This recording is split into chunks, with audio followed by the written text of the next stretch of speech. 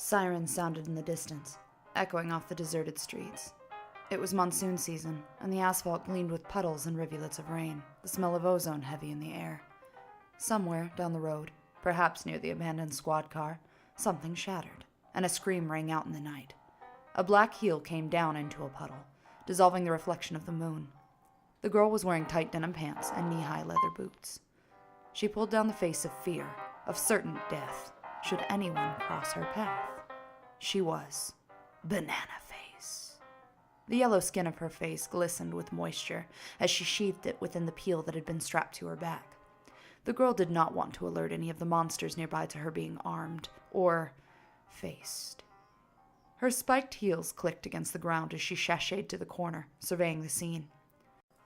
"All right, we have a stiff in front of the bookstore, one at the cafe on the corner, and a possible wounded north of here," she said quietly into her radio.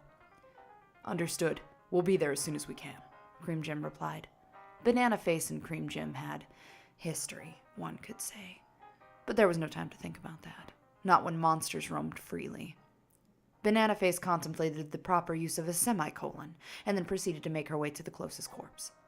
She inspected the body, turning it over onto its back and examining the gashes on the abdomen. "God damn," she whispered, as the dead woman's internal organs came sliding out onto the sidewalk. "God damn you, melon baller." Running a hand across her rough brow, Banana Face strode calmly to her assigned position at the northeast corner of the intersection, opening the suitcase that she had brought with her for just such a situation. Removing a measurement apparatus, she returned to the body and placed the first half-sphere into the woman's abdominal cavity. It didn't quite fit. Banana Face sighed, placing a slightly larger sphere into the wound. Still too small, she thought. After trying almost every single sphere, the leather-clad woman crouched down, lifting the last massive sphere from the depths of the case, and placed it into the wound. It was too small. Dear God, he must have created a new model. She quickly removed the sphere from the woman's abdomen with a sickening squelch, and then proceeded to unsheath her face, suddenly feeling vulnerable. As she stood up, dusting off her jeans, Cream Jim rounded the corner with the others trailing behind. "Hey, Nana, you look like you seen a ghost. Or my massive, what did I tell you about bringing up your gun?" Banana Face grimaced at him, unimpressed.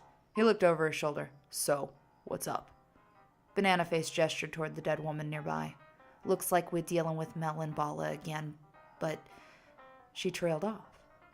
"But," Cream Jim prodded, "the wound is immeasurable. Even the largest sphere didn't fit."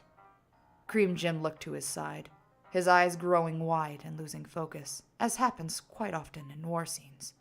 With bated breath, he said, "Jesus, that means he must have a new version of the scoop. We have to find him before he gets to anyone else." To be continued. That was literally the worst story I've ever written by Alyssa Playford.